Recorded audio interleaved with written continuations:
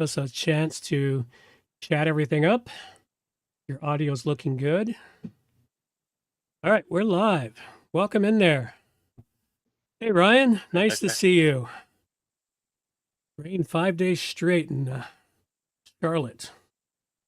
Yeah, we've had bits and pieces of rain here. Not bad. What part of the world you live in? Michigan. So it's pretty decent weather here right now.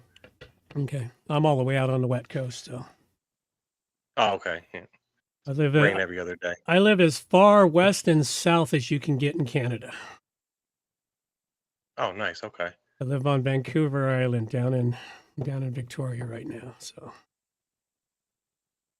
really nice place. All right, everyone. This is a minor pre-stream as I'm getting all the audios and making sure everything is working. And we've sent out some last-minute tweets and other things to encourage people to show up.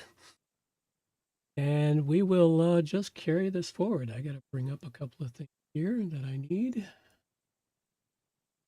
Is buried behind 2,500 windows I have open.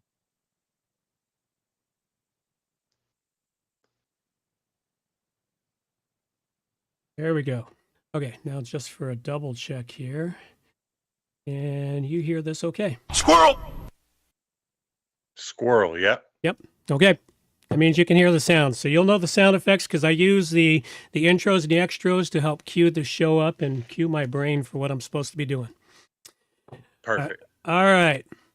Let's prepare this up.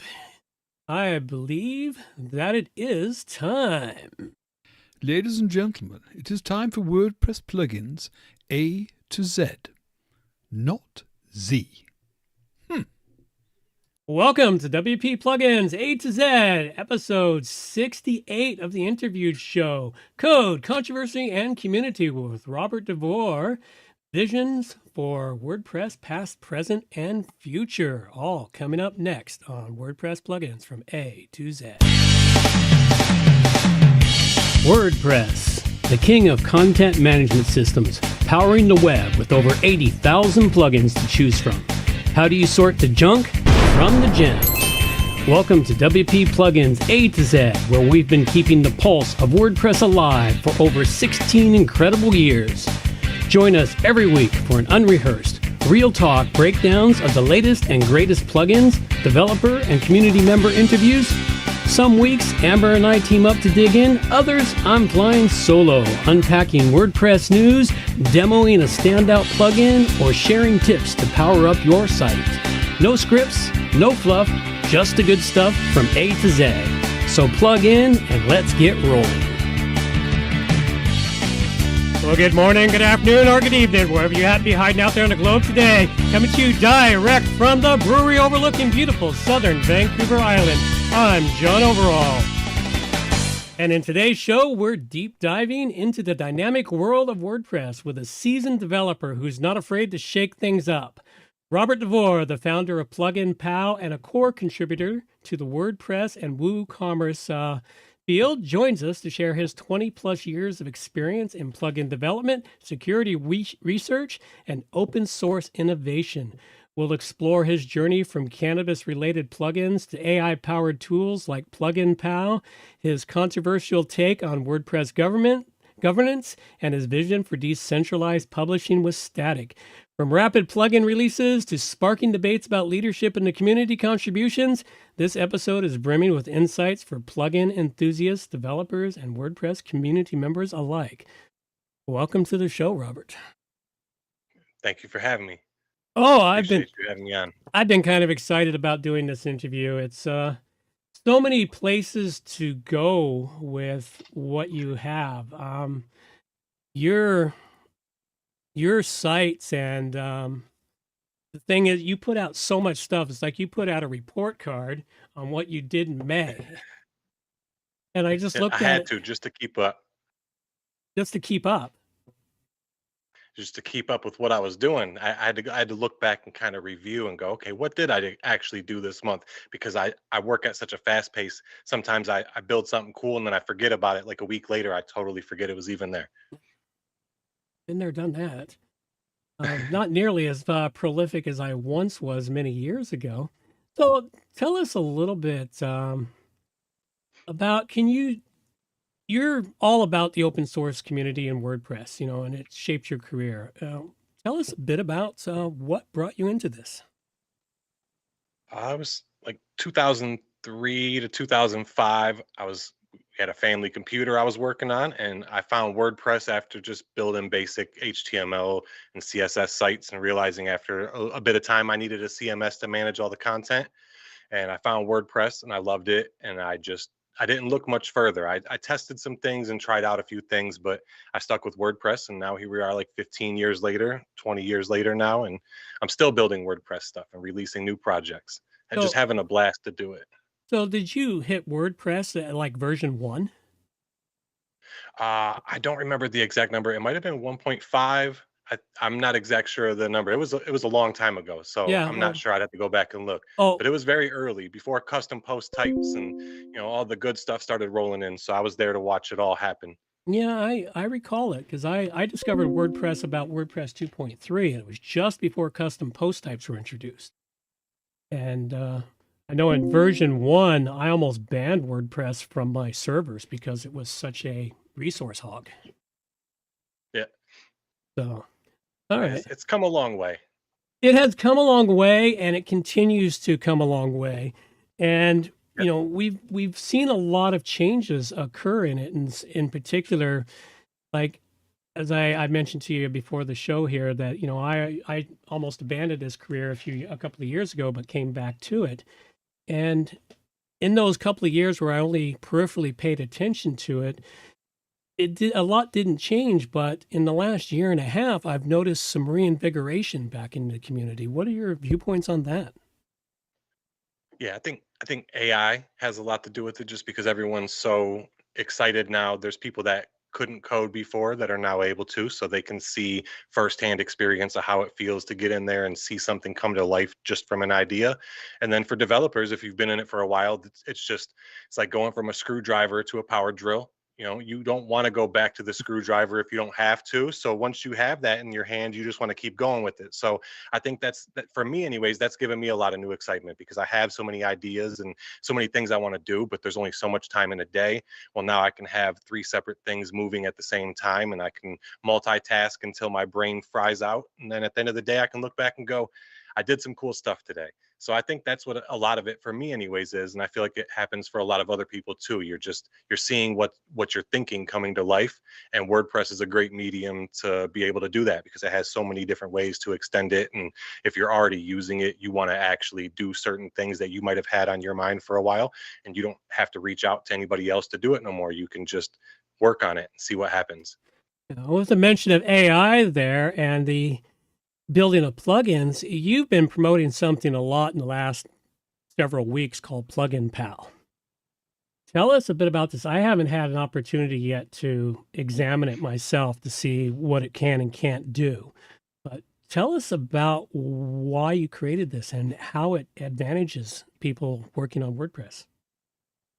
I created it for a couple of reasons. One, I wanted to work more with AI. So I wanted to build a tool that I could actually utilize myself while still working with AI, and getting a handle on that and building a custom app outside of, I've built a lot of plugins. I've, dabbled in little things here and there, but this was my first real foray into building an app. So I wanted to test my skills with that while also building something that not only I can find useful, but others can use as well.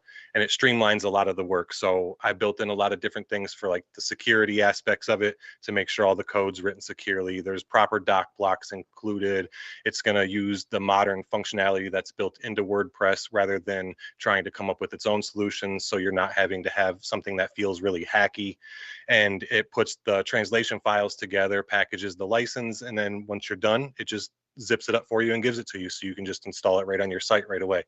So it's been a fun project to work on, and I got, from where it's at now, I still have a lot more to build into it, but I've been using it for pretty much every day over the last month or so, and it's streamlined a lot. All the smaller things I can just type a little bit in and get the code finished and stuff that I don't want to do myself. Need to hold you there for a sec. Something happened to your audio.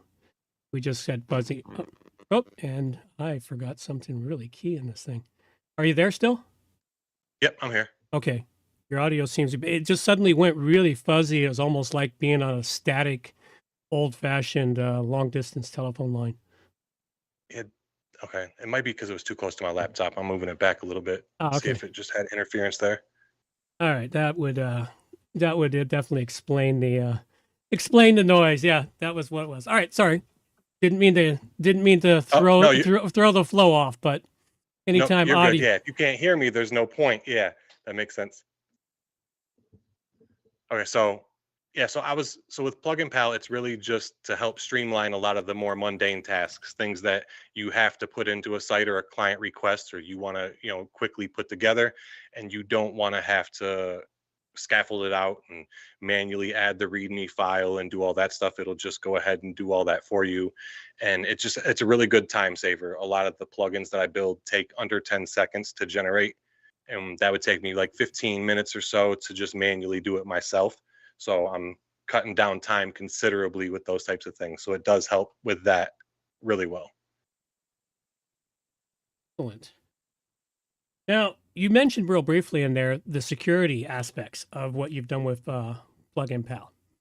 Now, this is a big one that a lot of people, I'm starting to see more and more posts occasionally on it, where people created this great thing and all of a sudden the security holes, you could drive a fleet of semis through them because AI doesn't think about the security. Yep. You got to enforce it. You got to tell it what you want. And you have to know what you want and know how to describe it. Get a really good prompt with the exact details of, mention certain functions or mention certain things that you want it to check for and double check for. And it follows those guidelines really well, where if you just say, hey, build me a plugin, it's not going to know what you're wanting it to really be, how you want it to be structured. It might try to throw everything into one file where it should be separated out because it's such a big project that it needs to have different functions. So it's really something you have to be in control of, or find a tool like Plugin Pal where it's already, kind of built in for you. So you don't even have to think about those things, but you should be thinking about them all the time. Absolutely. Sorry, my brain is slipping all over the place right now. You're good. Well, I know I'm good. It's just that sometimes I just only miscellaneously have things flowing in the way they should be. Good thing this is, all edited up later, not live to tape. All right. So, where did as we go, nothing worse than dead air. Kind of back on the radio when I was younger. Dead air is the absolute worst thing you can possibly have. Play the squirrel sound again. Yeah, that always works. Squirrel. There you go. We'll just pop it all up here. We'll find our flow and we'll get going again. Oh yeah. It's all really good and excellent. And we only have, 2 people listening to us live, so it's not like we're overwhelmed today. 2 people. That's amazing. I did a live once and I had nobody. Uh, So 2 people is great for me. I used to do these in the beginning, and I had nobody for a very long time. And then I started, 1, 2, 3 here. Occasionally we pop up to 10 or 15 people, but I guess it depends on how good I am at promoting it as to what happens with our audience and why the audience does or doesn't show up. And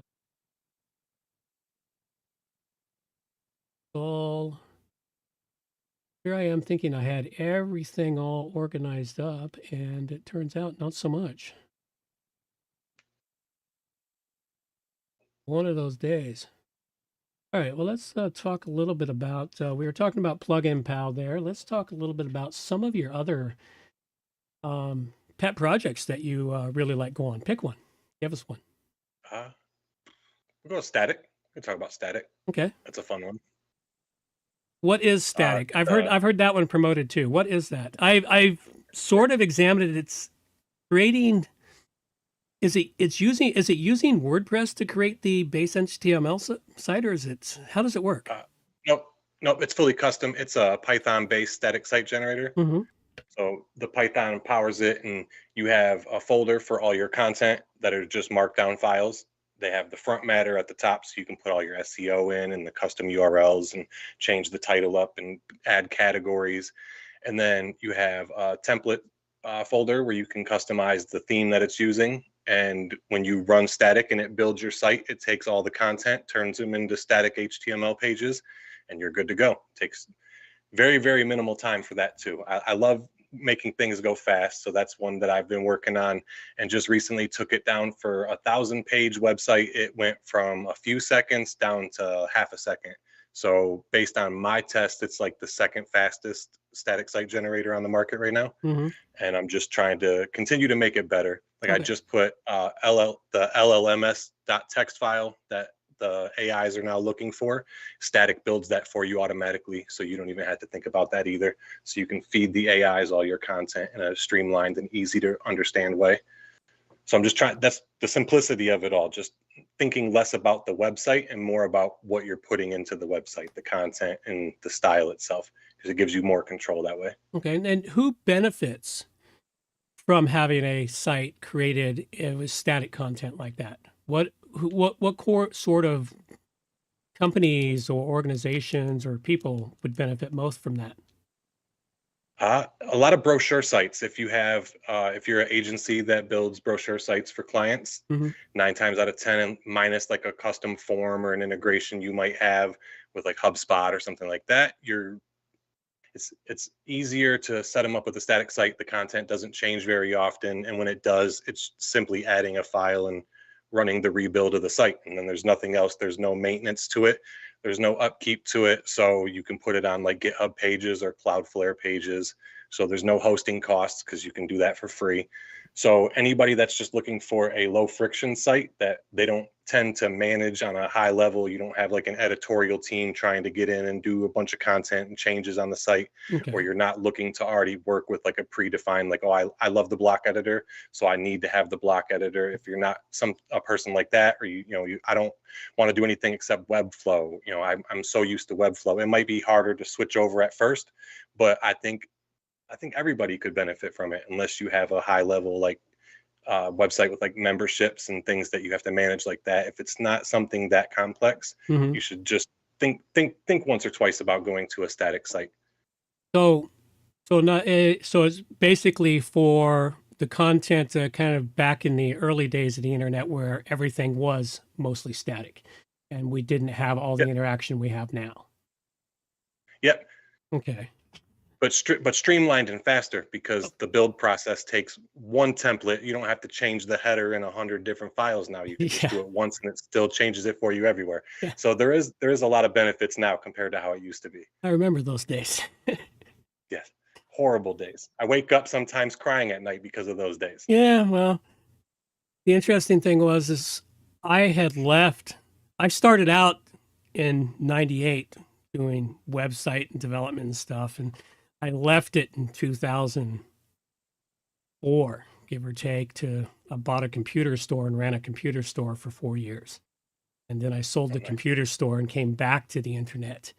And previous to going to the computer store, I was putting together websites with all of the PHP calls, different PHP programs, calling them all up onto a page, doing basically what WordPress does. But I was doing it with multiple programs and then jury-rigging them all together to make it into a functional website. And when I came back and discovered WordPress, I went, oh my God, this is what I was trying to do before I left the industry. So yeah, there are some advantages to having leave things for a little while and come back. You get a new excitement for it, or new tools, as you said. The AI tools, back to the AI tools, because I'm really enjoying them myself. The AI tools have made my ability to code way easier. It's not that I can't code. Well, I can and I can't. I'm not knowing enough to be dangerous, but I know enough, having done coding for years. My problem lies in my typing skills, which pretty much suck. And you can't be a bad typist and be a coder. Yep, yep, yeah, you're gonna mess up a lot of stuff with a random semicolon. Ooh, them are the worst. Oh, that was always my challenge in life. But with Yep, AI, what I find it does for me is it'll write the code and I can guide it through to get it all right. And I can read it and make sure, but it'll yep, write it nice and smooth and clean for me with almost no typos. I've had the occasional time it throws in a typo and I think it does it on purpose. yeah, just to see if you're watching. Hmm. Yeah, just to make sure. Yeah. I could see that. Yeah. Sometimes I wonder about the AI, really. It's like, it seems to do things randomly. It's like, really? Why? Yeah, at this point in time, why are you doing that? Yep. Hmm. I gave you directions to do this and you did this. Yeah.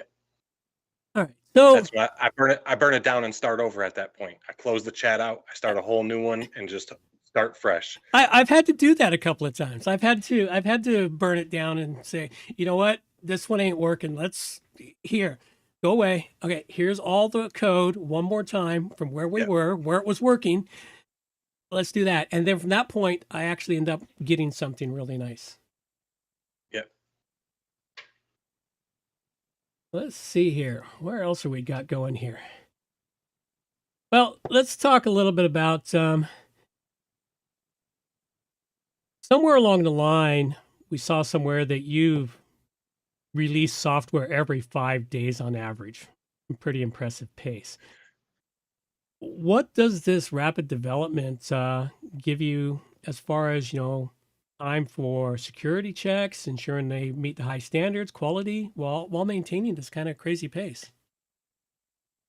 Uh, I would say a lot of the stuff I'm building now is smaller, like the in between pieces. They're more things like the database version control I built. It was an idea I'd seen someone talk about online. I went, okay, I'm going to go ahead and build this, see what I can do.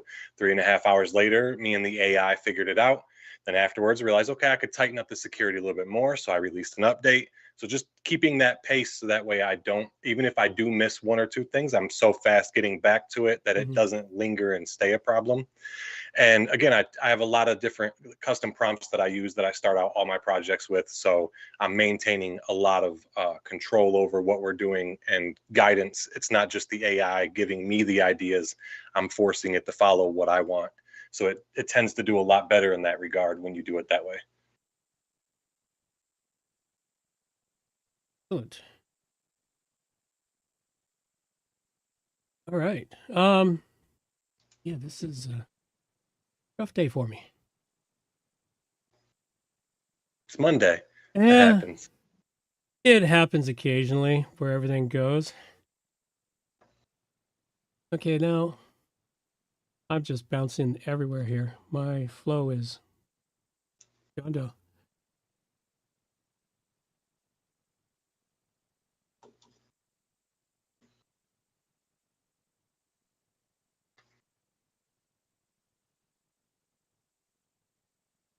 All right.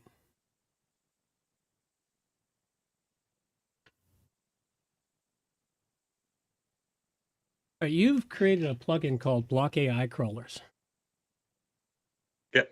And yet you just recently talked about in a couple minutes ago where you talked about creating the LLM text file for AIs. How does that go against each other? Well, I like to be a walking contradiction. Let's Hmm. do one thing, then do another thing. You just do stuff. But with this, I think it was more along the lines of not everybody does want their websites to be crawled by AI. They don't want to share the data. They don't want the crawlers, bombarding their sites and maybe making them a little slower when they don't want them to be there. So I'm all about people being able to choose what they want or don't want. So if I can give you options for everything, then you're not pigeonholed into only being able to feed the AIs. You can now tell them, I don't want you here, go away. So it's really up to personal choice. And I don't want to be the person that's going to force someone else to make that personal choice. Hmm. So I'll just give you all the options. Plus, again, it was another idea for another plugin. And I like to build stuff. So if I see an idea or I come up with an idea, I want to see how fast I can put it together and see what it'll do. And then that's really how most of this comes about. It's people will say something online and I'll see it and go, that's a great idea. Let me see if I can do that. Or I have a laundry list of, a backlog of stuff that I want to do. Sometimes I'll just go in and I point, sometimes I'll close my eyes and just point at the paper, say, this is the one I'm going to do now. And then I end up doing that one, because if not, I will never be able to choose because there's so much to go over. So just giving everybody the choice. I want them to be able to choose. You can either allow the AIs or you can block them. It's your choice. That's an excellent point to have, is to allow them or block them. Now, you just mentioned something about building ideas and as fast as you can, grabbing them off online. Recently on Twitter, I think it was a few days ago or whatnot, somebody has suggested a particular plugin. I don't recall what it was now. And you came back 3.5 hours later with it for them. What was that? Database version control. The database version control. So you can now, with this plugin, it takes all the data from your site, all the post meta and all the post table, and then now it has. We've got some audio. We got the audio feed on you again. Maybe if it's my voice, if I get loud, it just peaks out. It's beyond peaking out. It's static. We're picking up static somewhere. There we go. It's gone. Nope. Okay. All right. Try again. Let's see. There Is that better? That's better. Okay. Yeah, it's like it was like picking up static from a cable. Okay. Yeah. My power cord was plugged in. I just unplugged it. I don't know why it would have done that, but laptops are like that sometimes. Yeah. All they do is Monday. This is definitely a Monday for me. Beginning of June. We're hard to believe we're halfway through the year. So anyway, back to this database version control. I saw that appear and I went, wait, that might be something very useful. I haven't had a chance to test it. I'm looking forward to it. I'm in the process. Is like one of the things I do when we take on a site for a rebuild, we go create a dev site. We duplicate the site, create a dev site. But sometimes the site that we're recreating is still actively live, active content being published to it. And so we have to make sure we get that active content still over onto what we're developing without interfering with the customizations we're making. So how is this going to help someone that's having that kind of issue? So what it does is it automatically creates JSON files for every plugin post, or every post page. You can select which custom post types you want to include. It'll grab all the full site editing content. So if you have patterns, your custom templates for your actual full site editing theme, all that data gets saved to JSON files. Then you can in turn save that JSON, all those files into your Git flow, however you want to do it, or if you're using the SVN or whatever you're using, you can then take that and then start version controlling it. So that way, when you're pulling down data from the live site, you can see what's changed in your local version. And it gives you a little more granular control instead of just looking at a backup plugin and saying, okay, give me the full site backup. Okay, let's upload it here and hope for the best. It allows you to look at all that beforehand. It gives you a little bit more insight into what you're actually doing. So I think that it'll allow you to catch those little pieces where if new content was added to a page and you have it on your staging server, you can look and see, oh, here's where the change happened. The time that change happened. You can just verify things a little bit easier that way. Mm-hmm. Okay, now, you mentioned JSON files. I only have a vague notion myself of what JSON files do. Can you explain what JSON files are for people that don't know? Because believe it or not, a ton of people have no clue what a JSON file is. They understand it's a chunk of data formatted out, but that's basically it. It's structured data for you to be able to read through in a more formatted way. That's how I look at it, how I approach it, and how I talk about it. I don't dive into the nitty gritties of it, I guess. I'm more like you. I've built a lot of stuff. I do a lot of stuff, but I'm not a lecturer that's going to jump up at a college and be able to teach a class on all of it. But that's what it is. It's going to get your structured data and allow you to be able to play with that and work with that in a bunch of different formats. And with that, moving it through JSON files, I understand from a basic standpoint that's different than, say, trying to pull it out of the database file. So what it's doing is it's separating out that content out of the database file and then helping you reintegrate it. I'm not even sure I'm explaining it correctly. Yeah, so when it exports the data, it'll take every piece of like metadata from a post, Hmm. and each of those gets the key and the value. So you're able to loop through that and grab that directly from the JSON file or edit directly in the JSON file. And then when you import it back through the import process of the plugin, it takes that and maps it directly to the post or the post meta or wherever it's supposed to go. And it updates it with whatever you put into the file and whatever the file has now. So if you change the post title or you change some content in it, it'll take that, and it's pretty instantaneous. You click a button, you watch it go through real quick, and then it's all there for you. Okay. And this, does it go down to a granular, well, you mentioned it's on a post basis. So it goes down to a granular basis on a post or a product, or Yep. I'm trying to think of all the different pieces in WordPress that are there, but it Yep. helps you go Yeah. down to the granular basis, and it won't, so it won't say, yeah, let's say for example, I've duplicated my dev site, my live site to dev site. We've started making all the changes to the new theme, the new layout, new design. We've moved the content around the page, which shouldn't have impact. But on the live site, they've added 2, 3 new posts. They've added a new product. They've changed a headline here or there. So you re-export that data from the live site into that, and then you go to put it into the dev site. Is it only going to put in, like, can you pick specific posts or content, or say this post doesn't exist on the dev site, so insert it? Yep. Yep. That's exactly what it'll do. It'll take everything, and based on the post, so the file name will be post dash and then the ID number of whatever the post is. So you're able to file by file, you get all the post data, all the post metadata. So anything that's been attached to that before, now, or if it's been left behind by an old rogue plugin, that's in there too. So you could even use this time to just go ahead and clean all that. Throw it up in your IDE and then search through all the folders for a certain string and say delete that. Now all that stuff's been cleaned up. So you can do that quickly and easily this way. Then you save your changes in the repo the way you're working on them there. Then you can pull the export from the live site and see what, based on what you have now in the staging site, you can see what new stuff is coming in and be able to, same way you do with any other plugin or any other code change that you're doing in a repo, you can look file by file, line by line, and you can approve or disapprove of certain things.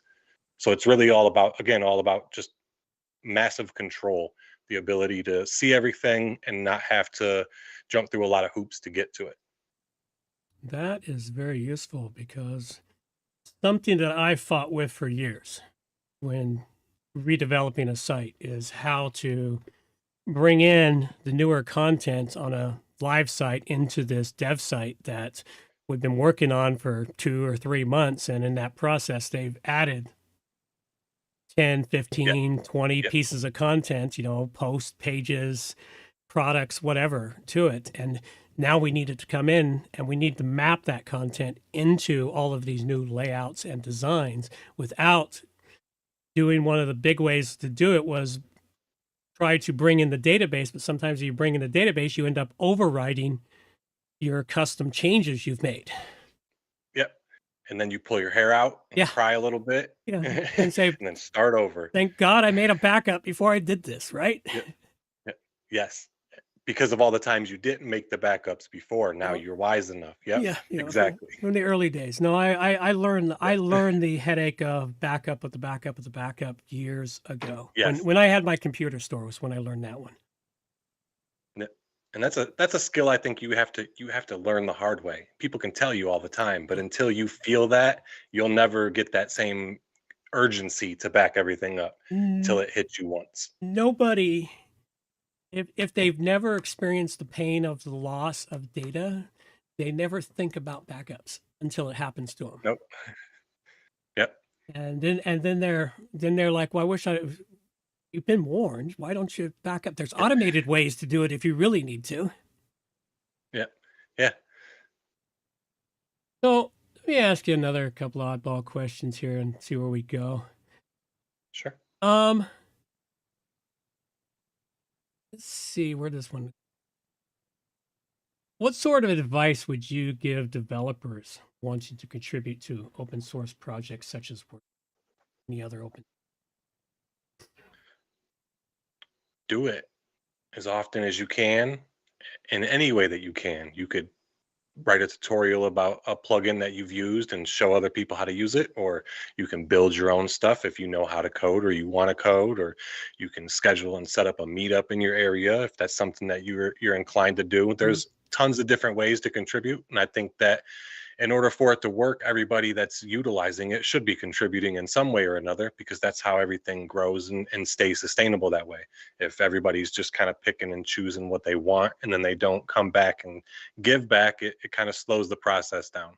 And it could just be a personal thing with me, but I've always felt that way since I was younger. If I never had people before me teaching me the stuff by leaving tutorials and Stack Overflow comments and all the things that I learned from, I wouldn't be here talking about this today, doing this type of work. So I always want to give back so someone else can maybe pick it up one day and be able to learn from it too. So however you're able to do that, or if you're able to do that, I think that you should. There should be no limitation on what you allow yourself or say you can do. Just do it. Have fun.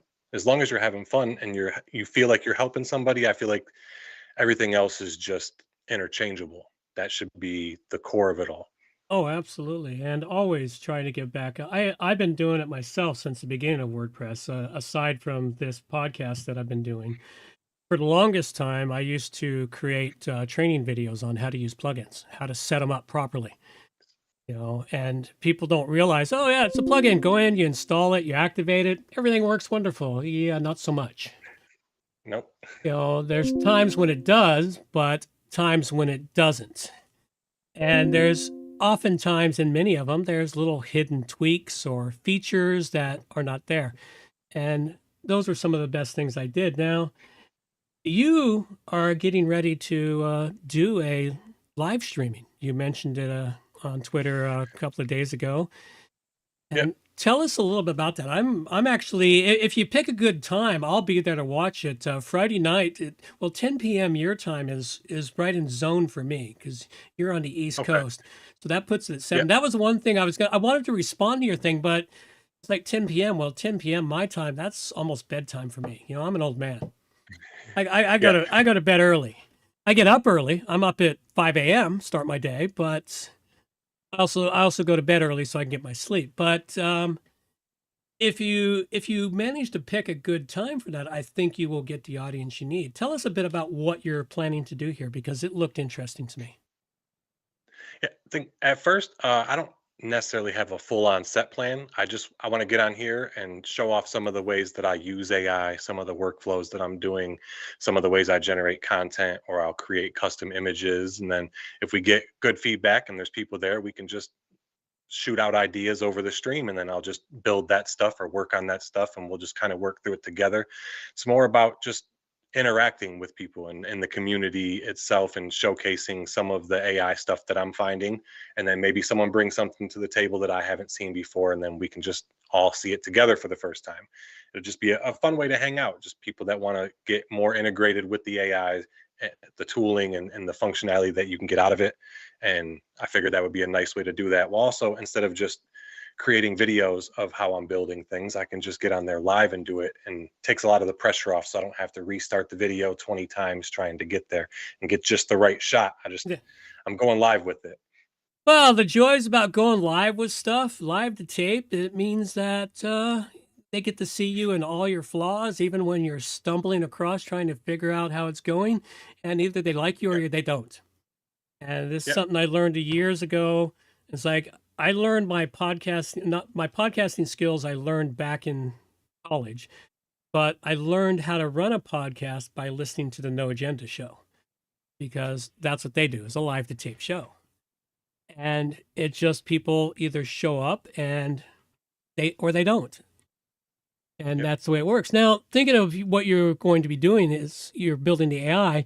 You have a website, prompts.robertdevore.com, which has some really interesting prompts. I went and played with a couple of them myself, not fully understanding how they worked, which was the one that got me. It was like, I'm looking at it and say, okay, well, it's JSON file. Well, do I dump the whole thing in? How do I make customizations to it? Little things like that, just I didn't understand, but I did play with it. I ended up playing with the one that creates your top secret military patch. and I That's a good one. can't remember which one it created me. It created me a very entertaining one, but it created me a shooting star, I think is what it created me. Nice. So, but Yeah, that's a fun one. but how these prompts that I know that is the biggest thing as I've been playing with AI, my biggest problem has been wrapping my head around the prompts because while I can be a creative writer, it's not always the easiest thing to pull out of my brain. Tell us a bit about how AI prompts work and what gets it moving forward in the right direction. Yeah, I think the JSON structure, it allows the AI to see what exactly you want. You're giving it again the very granular details. You're gonna have a section that talks about the lighting. So if you're doing something where it looks like the sun's to the left, you're gonna give it the right angle. You're gonna give it the colors that you want. You can give them hex codes, or you can describe like tailwind classes. You can tell them so this way you don't even have to have the hex codes for it, but it gives you that ability to then go real deep with it, where instead of saying, for instance, you say, give me a military patch, a top secret military patch design with this image, it's not going to know exactly how it wants you, or you want it to give the threading and the colors for the borders, or what kind of background, icons you might want, the fonts, the way they're laid out. The JSON gives it all that, so that way you're going in and saying, hey, I don't want just this basic thing or a glowing neon icon. I don't want just to say, give me a glowing icon that's blue and it's a lock. Well, it might not design it the way you want. It might make a cartoony style. It could make something that feels a little bit more like it should be on a kid's website, but you're looking for something more like high-end technology driven. So by giving it the JSON prompt with all of those details, it's structuring the data and forcing, again, the AI to just do what you want. It's not letting it go off and what they call hallucinations, where it's just coming up with whatever. It's not doing it as often because we're having the audio crackling again.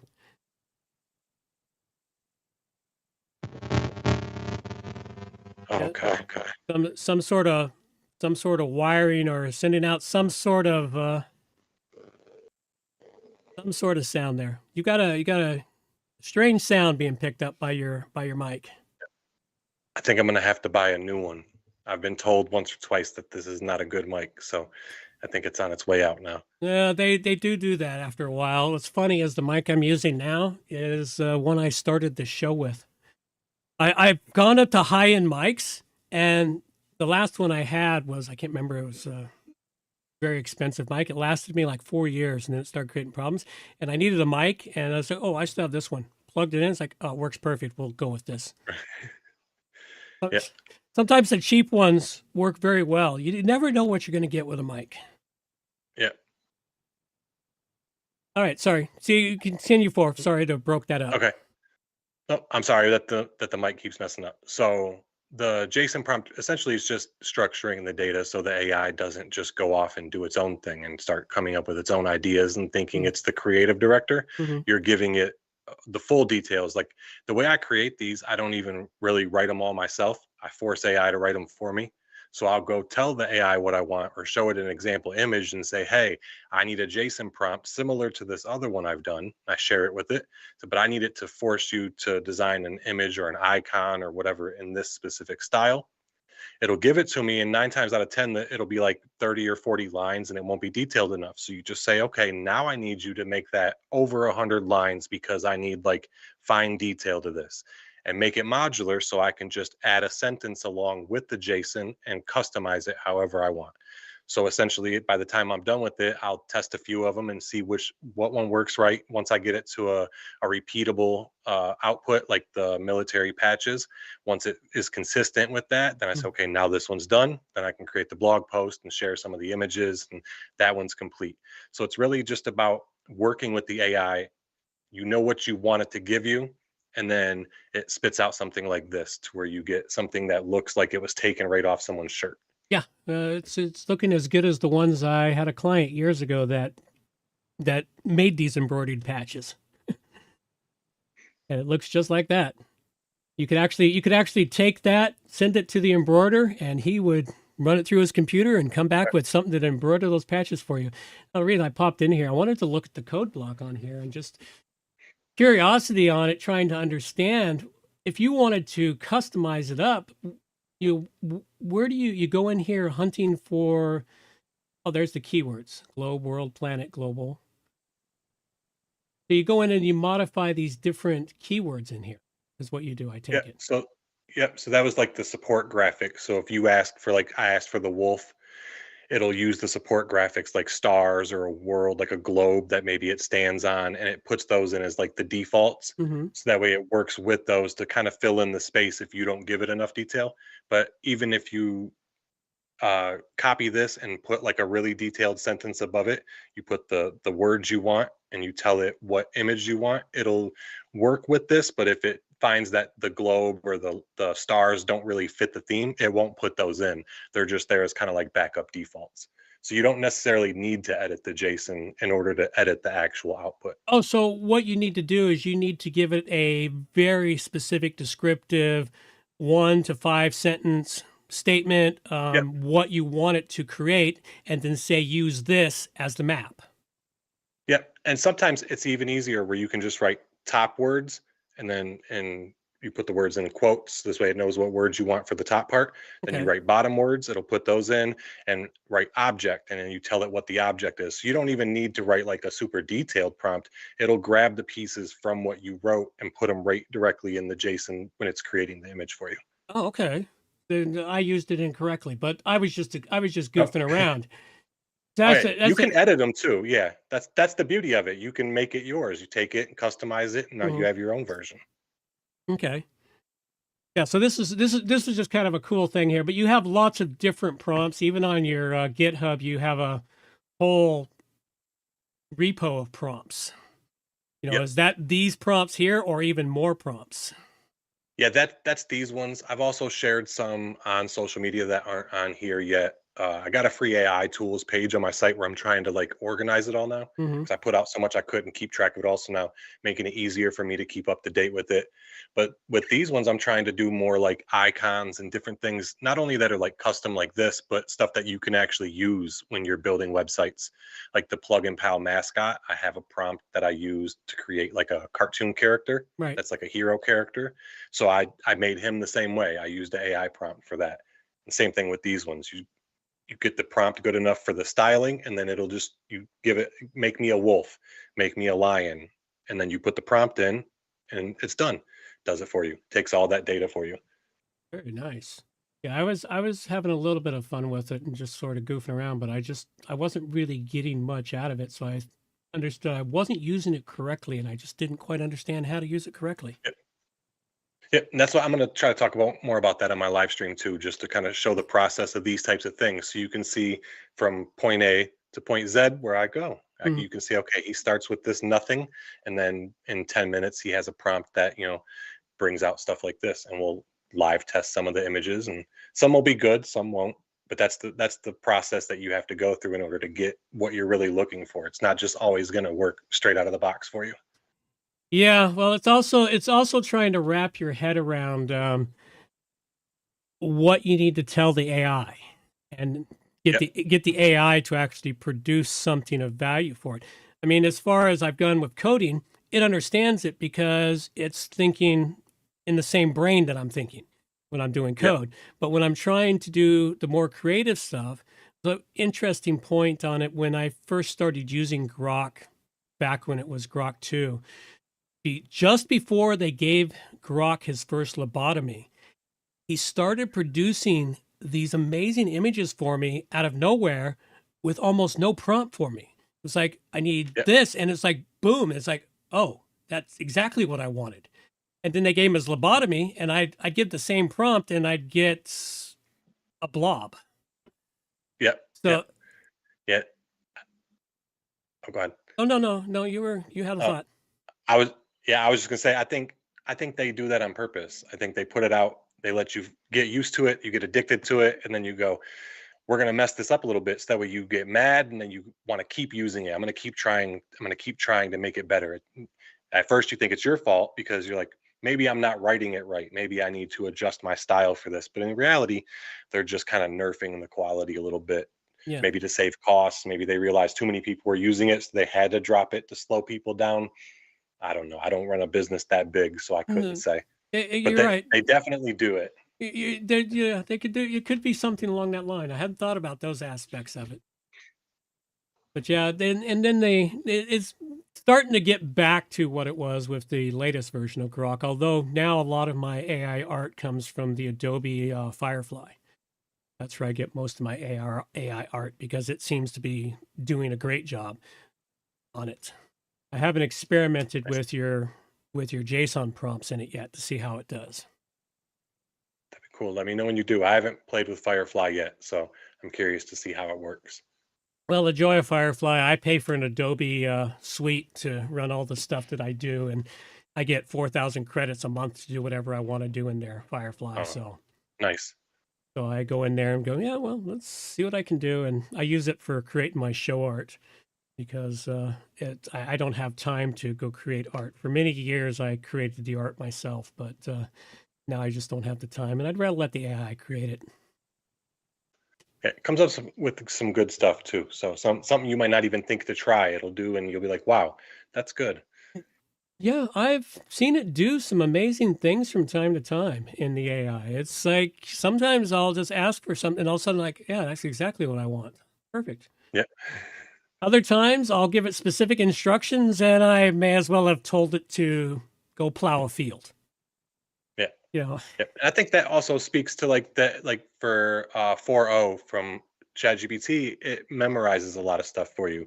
So if you can cultivate the memories that it's using, it can make it a lot smarter and geared a lot more towards what you're asking for. And you don't even have to ask for a really detailed thing no more. So I'm at this point now where if I can just say, hey, in the style and tone I normally write in, give me a blog post outline that talks about this topic. And it typically gets it really, really close to what it would do when I was giving it hyper detail, just because we've done it so many times, it's kind of memorized my specific flow. So if you're bouncing around from to different AIs, it might be a little harder to catch that. But if you can find one and kind of train it on what you like and what you actually use, it will get better with you over time. yes, and I'm finding that one with using Grok because, well, I paid for Grok in ChatGPT. I didn't like it in the beginning, so I ended up just sticking with Grok, and I get most everything I need from there with no problem. Yeah, I like that as I'm well. not a big one to jump from one platform to another. I'll settle in one place and get to know that Yeah, platform. yeah. I think it's the smartest play, especially now. There's so many new things. It's everything's moving at hyperspeed, so you have to kind of lock in and say, I want to learn this tool really well, and then all them skills will apply to all the others. You'll be able to take the stuff you've learned here and put it there, and it makes it easier to use all that because you weren't checking out different UIs every other day, and they're always changing them on you, so you never know where a button is. Makes it a lot easier just to stick to one for a while. I think that's what I've done with ChatGPT. I went really deep with this one. Now I'm kind of exploring out of that and doing other things besides just ChatGPT. But I feel like because I took the time to study it Hmm. and work with it and kind of get really good with what its limitations are and what I can get out of it, I feel like that's helped me to use the other tools now in a much more streamlined fashion because I don't have to guess so much. Yeah, that helps a lot. Now, you mentioned hyperspeed, that everything's moving at hyperspeed, and it is. And part of it, and I've heard it bantered around here and there, is everyone's all crazy about AI. And for those of us that have been around the internet since the mid to late 90s, and even in the original creation of the internet as we know it now, of the early 2000s, it's like AI, we don't even truly know where it's going to go or what it's going to do for everything or where it's going to land on the market or how it's fully going to change things. Do you have any insights or thoughts on where it might lead us and what it might do to change things out? Yeah, I think the people's health, your ability to live longer, them to catch diseases quicker. You're already seeing it where AI is finding things 5 months in advance before actual old school testing is finding it. So you're seeing things like that happen. They're finding ways to. They made Ozempic with AI. They made another version that was healthy and didn't have none of the side effects, and it was like way cheaper. But AI did it just by someone sitting down with it and giving it the data. So I think there's so many other applications beyond just can I make my stove an electric stove and will the AI know when to turn the heat down? that's basic, but for the things that it can actually do, I think it's be world changing beyond just it can write good code. It's doing so much more than that already. So I'm excited for that type of stuff. I want them to be able to figure out how to put my brain in a robot and let me live forever. If they can do that, I'm good. I'm good. That's my hope for the future, anyways. Well, I wish you luck on that one because I think by the time I hit to be 90 years old, I think I'm going to be like, you know what? I'm done. Time to move on to the next adventure. Yeah, hey, yeah. It's always an adventure around the corner somewhere. It's always another one to move it along to wherever it's going to go. All right. Well, with all that, we've been at this for almost an hour now. So give this point here for you to tell everyone where they can find you and what sort of things you can offer and what your primary business is. RobertDevore.com for all things custom development, website builds, custom tooling, AI tools. You can see all the projects I'm working on listed. I'm heavy in the blog. I blog almost every day now, just sharing all the different stuff that I'm building. And if you're on social media, I'm mostly on X at Devio Robert. That's the one I'm most active on. I use other ones, but I'm on X like every day, pretty consistently throughout the day. So if you're looking for me or want to get a quick chat in or ask a question about something, that'd probably be the best place to do it. Excellent. Well, all those links will be in the show notes for everyone to find out. And with that being said, don't run off on me. I'm just going to play the outro here, and I'll be right back for a minor post stream. So little girl, take us on out of here. Reminders for the show. All show notes can be found at wppluginsa2z.com. And while you're there, subscribe to the newsletter for more useful information delivered directly to your inbox. WP Plugins A to Z is a show that offers honest and unbiased reviews of plugins created by developers because you support the show. Help keep the show honest and unbiased by going to wppluginsa2z.com/donate and set the donation level that fits your budget. Help us make the show better for you by subscribing and reviewing the show at Stitcher Radio, Google Play, and in the iTunes Store. You can also leave us a review on our Facebook page using wppluginsa2z.com/Facebook. You can also watch the show live on YouTube, check out the screencasts and training videos, and remember to subscribe and hit the bell to get notifications of all new videos. Follow the show on Twitter at WPPluginsA2Z. John can also be reached at his website, johnoverall.com, or email him directly, john@wppro.ca. Thanks for joining us and have a great day.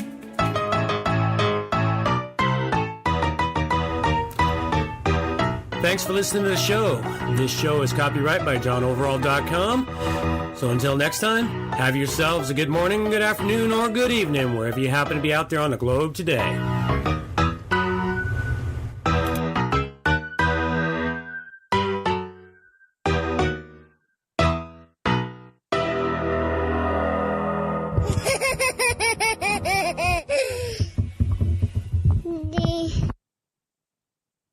All right. That laugh is my 18-year-old boy who graduates today, permanently preserved at 3 years old. That's awesome. I know I've told the story a dozen times, but I always enjoy it.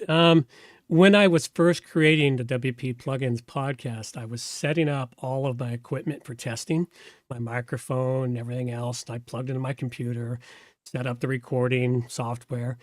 And I just set the microphone up. I just hit play to record a test sound. He came wandering over, grabbed the microphone, and did that. That's awesome. That is awesome. Yeah, So you got to preserve that then. That's great. And it's like, I went, did I get that? And I looked, I said, I did. I immediately captured it, recorded it, copied it a dozen times. Yeah. And made sure I didn't lose it. And then it just got stuck in at the end of every show. That's cool. It's been at the end of every show since the beginning. And now he's graduating. And now, now he's graduating high school and getting ready to start as an apprentice electrician. That's awesome. Actually, he's already started. He's been working as an apprentice for over a year. He's got to do his first year class, apprentice class. and then he goes into full-time work in September as a full-time apprentice. But he's been doing part-time work for an electrical company here for the last year and a half.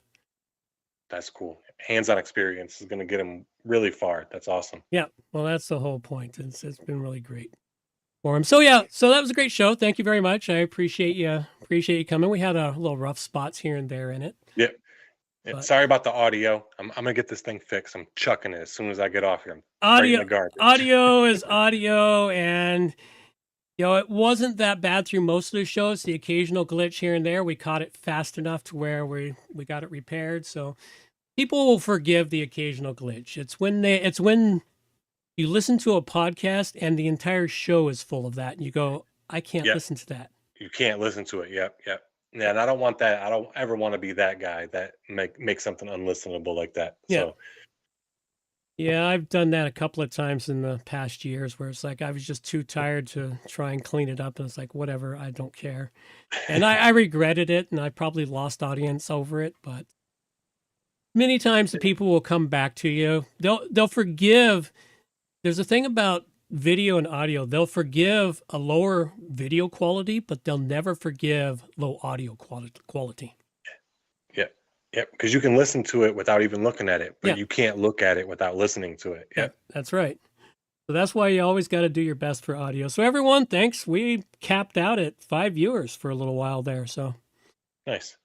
So I thanks. appreciate all of you showing up. Thanks for showing up. Those that have showed up, we greatly appreciate it. A few of you are still hanging around right now.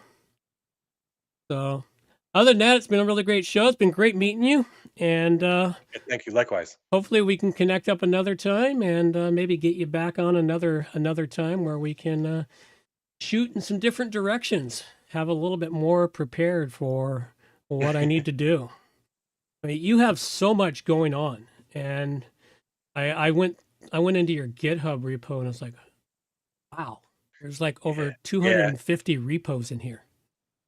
Yeah, it's getting up there. Well, when you Try to cultivate them. well, you do what you can with it. The nice thing about open source code, and I do it regularly, is like I've saved in the last month or two, I've managed to save 3 plugins from the WordPress environment where they were yanked from the WordPress repo, but they're still viable, useful plugins. And I happen to have a Nice. copy of them, so I threw them up on my GitHub to fork them out. That's nice. And I think there's Yeah, one that's or awesome. there's 1 or 2 of them that I actually have actively in use on clients' websites. So it's like I have to fork them. So I need those. Yep. That's the beauty of open source. That's the best part about it. Mm-hmm. It's never ending if you don't let it. No, and you can keep going and going, even to the point. I don't know, you've been around long enough. You'll remember the shareware days, right? Yes. Yep. Napster just turned 20-something, 26, I think, yesterday or the day Yeah. before that. I know that was over on X for a while there. I made a comment. It's like my music collection got so huge during those 2 years. Yes. Yep. And my virus collection. Yep. Yeah, I guess they were sharing viruses on Yeah. it too. I wasn't Yeah, that big 'cause I wasn't that big into viruses. No. Oh yeah, I wasn't looking for them. They'd find me. Oh yeah, well I managed to not collect them that way. Yeah. I had scans coming as they were coming down, but yeah. I was so new to it then. I was clicking every button imaginable. Just give me all of it. It was a crazy good world for me at the time. On all this stuff. The golden era of the internet. Yes. Yep. Absolutely. All right, well, that'll take us up. I'm going to cut us off here. So thanks, everyone, for showing up on the stream, and we greatly appreciate you all showing up. Take care. Bye-bye. All right, that's the end.